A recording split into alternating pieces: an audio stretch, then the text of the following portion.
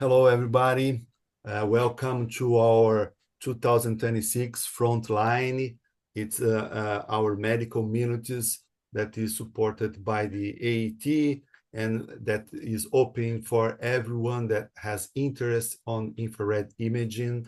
It's a collective, and if you know colleagues, research, clinicians, and curious thinkers who would enjoy these discussions, and feel free to invite your friends, your colleagues, and also your haters, no problem, because we are open here for a healthy discussion to listen all the ideas, all the opinions, the good results, bad results, so no mind. We are here to discuss science. And today, to open our first meeting of this year, we invited someone very special, with a high experience. He is a professor in Spain. He is a physiotherapist, researcher, and he has a group, a ThermHeSc group, that is specific to the study of infrared imaging, and he is a university lecturer working in the field of health science and sports physiotherapy in Spain. As you know, there are a lot of research on this field, and our speaker today, Alessio Cabizosu, is a specialist on that. He teaches subjects such as anatomy, neuroanatomy, biomechanics at the Universidade Católica San Antonio de Murcia, UCAM. So today he present to us the infrared thermography of musculoskeletal response to central nervous system injuries, advancing diagnosis and monitoring. So thank you so much for your time, Alessio. Welcome. And let's listen first your presentation, and after this we'll open for questions, discussion, and new ideas. Thank you so much to take part of our first Frontline of this year. Thank you, and good morning, everyone. I would like to sincerely thank the organization, specifically Marcos, for inviting me to participate in this event. It's an honor for me to share this space because professionals who are so committed to advancing in this area, and I hope to contribute something today. Meetings such are, I think that are especially valuable because they allow us to exchange experience, knowledge, and line of research, promoting the collective growth of this discipline and its responsible application in this clinical file. I hope this meeting will be an excellent opportunity to exchange knowledge and continue to promote the development and clinical application of thermography. So thank you very much, Marcos. And if you want, I can start. Go ahead. Thank you. Infrared thermography. What? Yeah, it's okay. You can go ahead. Thank you. Yeah, infrared thermography, ThermHeSc group. We have two different line of work about thermography. One line is sport medicine, and another line is neuromuscular disorder.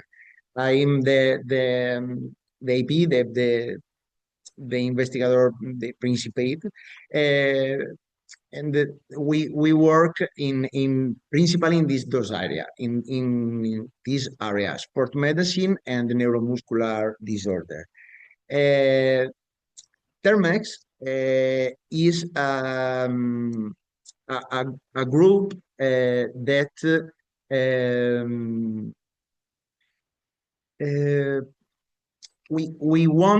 we want to start a methodological role in the study and application of infrared thermography. and particularly in the assessment of neuromuscular and muscular skeletal disorder. Uh, Today, now, we are currently working on different area. Supplementation with strength exercise in patients with sclerosis multiple, ozone therapy for chronic fatigue in patients with long COVID, and correlation between neurodegenerative disease and skin infrared emission. In this year, in the last over the last 5 years, we have publicated several papers related with the assessment of neuromuscular and physiological response. This is the that are the most important. And today I want to talk about the last work. In this work, a relationship between infrared thermography and functional parameter in the lower limb of hemiplegic patients, we want to analyze the relationship between skin infrared radiation emission measured using infrared thermography and the functional response of the triceps muscle, gastrocnemion, and soleus muscle. In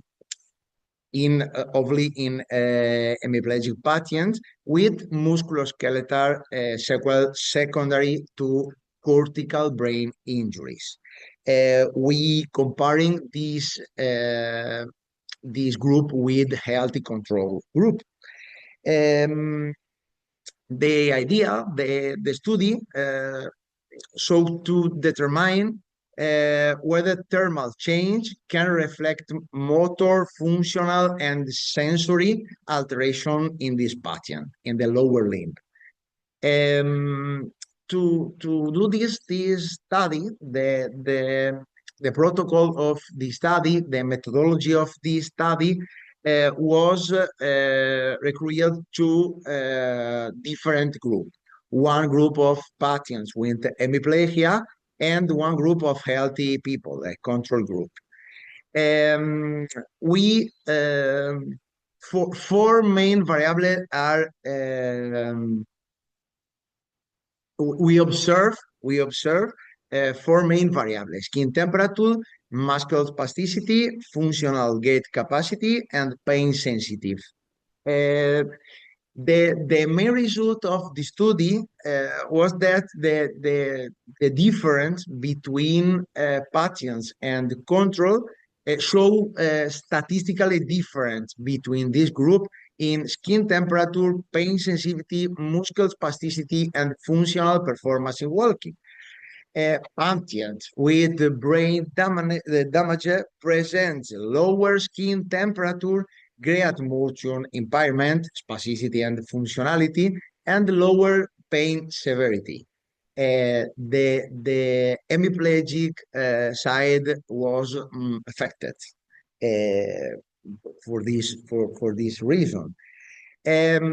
When we compared thermal difference between extremity of the group, in patients with brain damage, we observed thermal asymmetry between legs, lower temperature on the affected side versus healthy side in hemiplegic patients.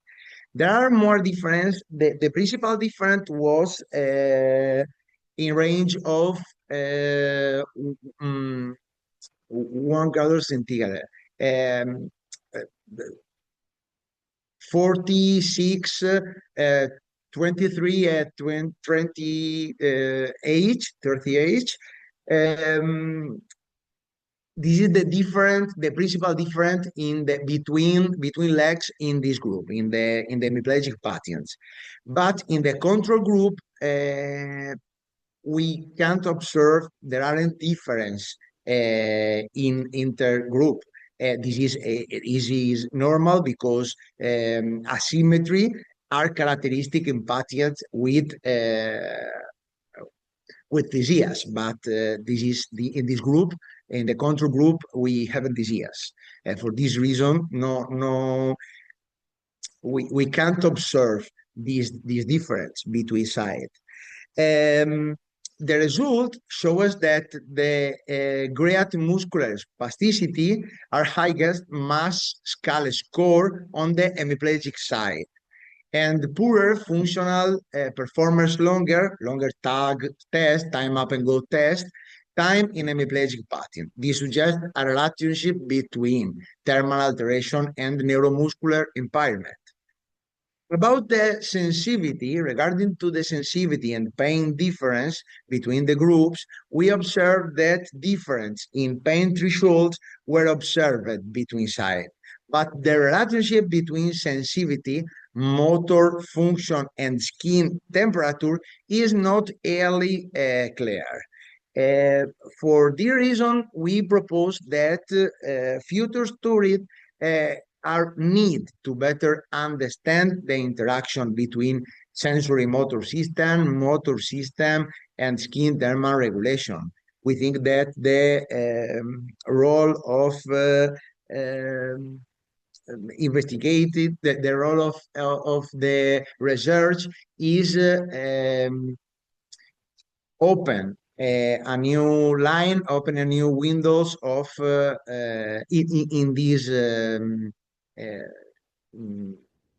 in this work. This is a preliminary, no, not preliminary study, because we work with 48 patients.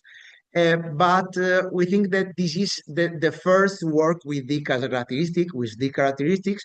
For we think that is very important to open a new line of research. The physiological interpretation that we have due to this condition with this result, that the decrease in temperature in the affected limb could be expressed by muscular atrophy, muscular fat infiltration, reduction in capillarity, decrease in metabolic activity. All these aspects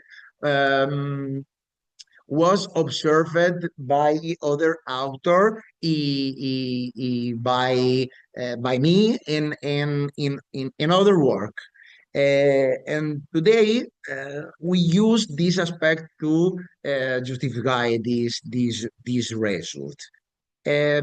We think that this change, muscular atrophy, intramuscular fat infiltration, reduction in the capillarity, decrease in metabolic activity, all these aspects reduced perfusion and its production in muscle tissue and muscle tissue, generating hypothermic patterns detectable by infrared thermography. In this image, we can observe two different techniques, TAC and thermography. This imaging of my doctoral thesis in Emery-Dreifuss disease, Emery-Dreifuss muscular disease.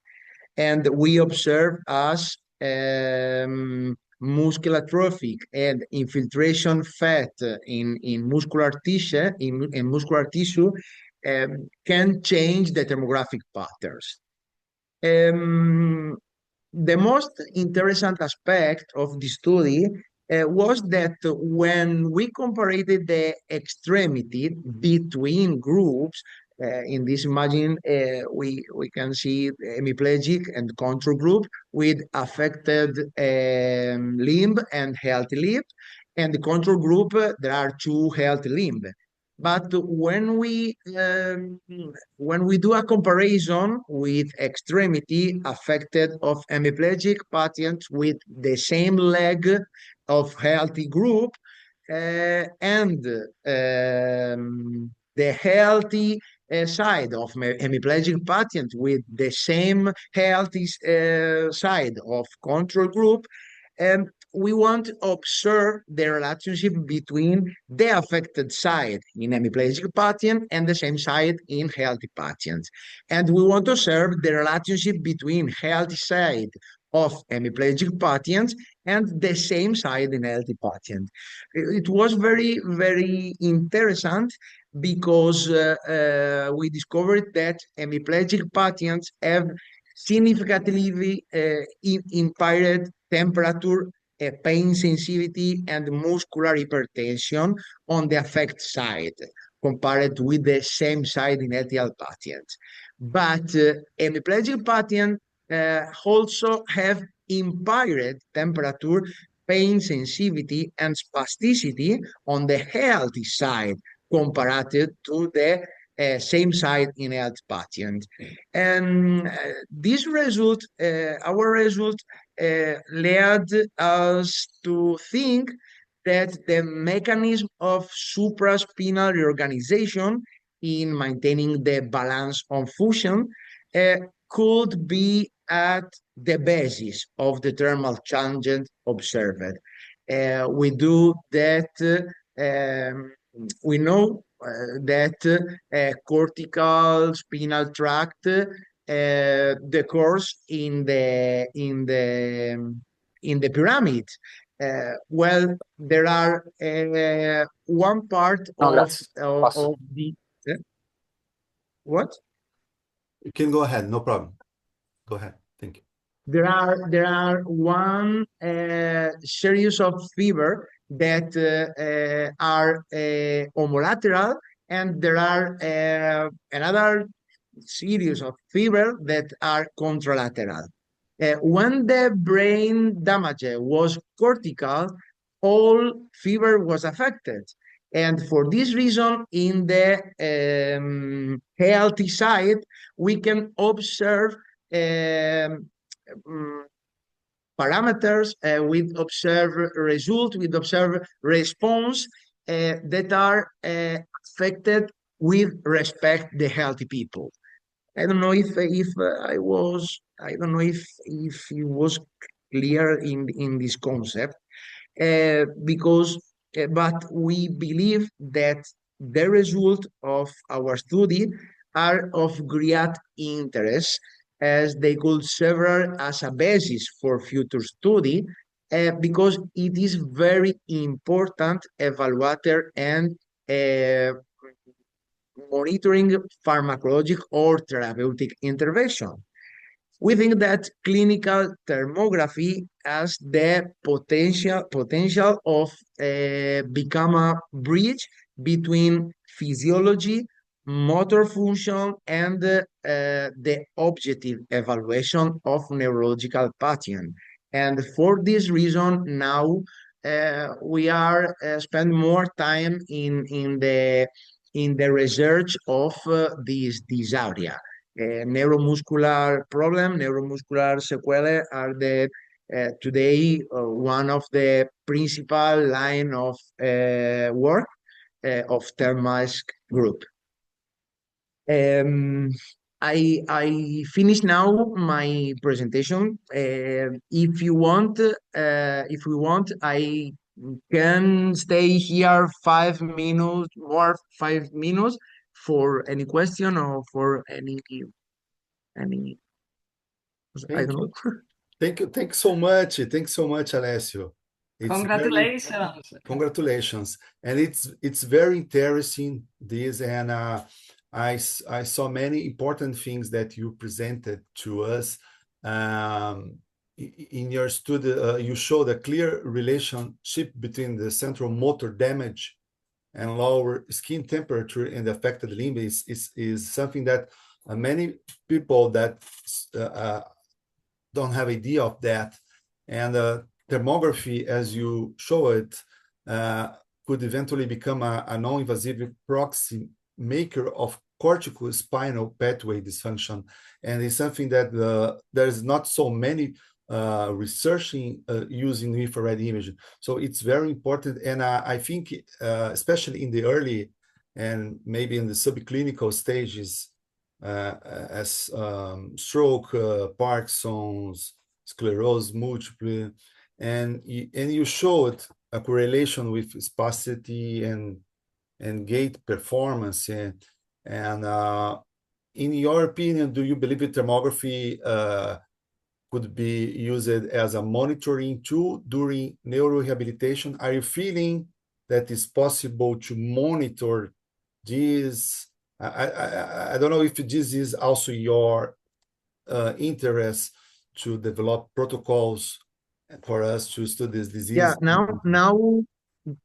now we are working in a new line of the evaluation of invasive therapy in physiotherapy, epi, electrostimulation, nerval activity, and I think that thermography is very important in this line.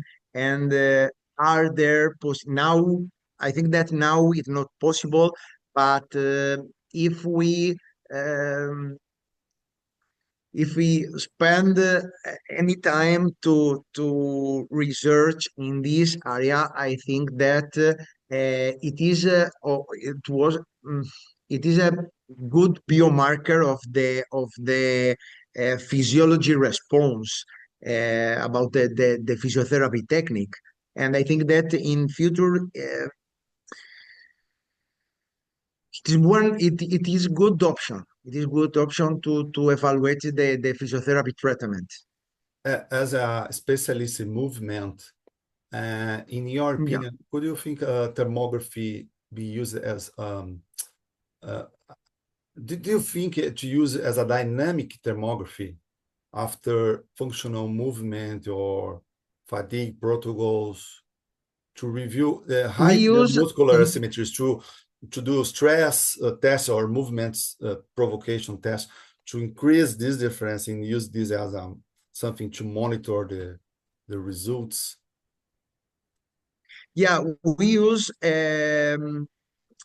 thermography, the dynamic thermography in sport people. Principally, we work with dynamical thermography with football player or with athlete with athlete. Today we are now we are working with Olympic sport people, and we use thermography dynamic, but it is a different concept of work with static thermography, and but they are equal important, but the same important. We have the same important. Let's go. Now, Go ahead. yeah, yeah. Sorry. No, no, go. Can continue. No, I am now we are principally work that we have doing are with static thermography, but we start work dynamic thermography with to observe as tissue work in different time of the of of the work of the performance.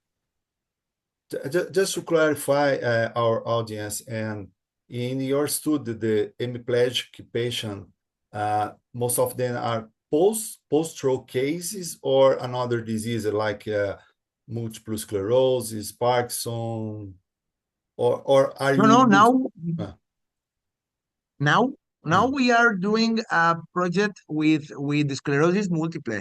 Now Ah, we are doing a project with sclerosis multiple and with the strength exercise. We are now we are compared strength exercise and supplementation with high dose of DHA mm, is omega 3 omega 3 or mm. omega 6, and we are now working with sclerosis multiple, Ah, nice. but is a different study because we won't see interleukina, we won't see the effect of strength exercise, we won't see different parameters, not only thermography. We Mm, thermography is an important part of this work, mm. and the idea is observe if when strength response uh, is when increase the movement, the strength response, if thermal patterns change in this situation. No, it's good because it's good to separate the stroke patients from the MS patient, because in MS it's more variable. There's a episodic inflammation. Is different, but sure, it would be very important. And also Parkinson, it's something interesting to see. Nothing. We not Because they are work very with similar, Parkinson. the infrared patterns. They become more cold, and this cold most of the time is not just the